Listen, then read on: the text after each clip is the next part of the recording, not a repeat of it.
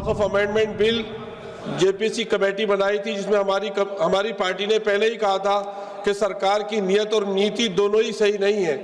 6 महीने का टाइम मिला। उम्मीद पोर्टल पे 30% ओनली वक्फ जायदादों का, मदरसों का, मस्जिदों, कब्रिस्तानों का रजिस्ट्रेशन हुआ है। 70% वक्फ जायदादों का रजिस्ट्रेशन नहीं हुआ है। ऐसा लगता है कि आर्टिकल 25 और 26 को खत्म कर दिया गया है और मुसलमानों की जिंदगी हमारे प्यारे वतन में ही तंग कर दी गई है। वो लोग जिनके पुरखों ने आजादी की लड़ाई लड़ी थी, मौलाना अरशद मदनी, वो कह रहे हैं कि जुल्म और नाइंसाफी के खिलाफ लड़ना शायद हमें दोबारा लड़ना पड़ेगा और जिहाद करना पड़ेगा। मैडम, एक जुल्म की एक बर्दाश्त होती है और जब बर्दाश्त खत्म हो जाती है तो जुल्म। धन्यवाद। माननीय सदस्य श्री मोहिबाबुल्ला जी।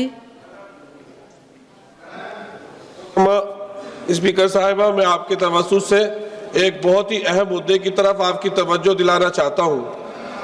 वक्फ अमेंडमेंट बिल जेपीसी कमेटी बनाई थी, जिसमें हमारी पार्टी ने पहले ही कहा था कि सरकार की नीयत और नीति दोनों ही सही नहीं है। 6 महीने का टाइम मिला। उम्मीद पोर्टल पे 30% ओनली वक्फ जायदादों का, मदरसों का, मस्जिदों, कब्रिस्तानों का रजिस्ट्रेशन हुआ है। उस पर भी सर्वर डाउन चल रहा है और वो डेट खत्म हो गई है। 70% वक्फ जायदादों का रजिस्ट्रेशन नहीं हुआ है।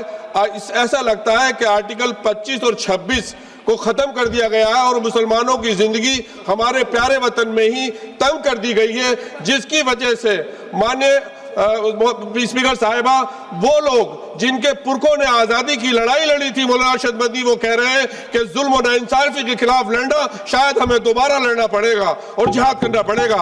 आखिर कब तक मुसलमानों को इस तरह से दबाया जाता रहेगा मुल्क में? मैडम, एक जुल्म की एक बर्दाश्त होती है और जब बर्दाश्त खत्म हो जाती है तो जुल्म। धन्यवाद। माननीय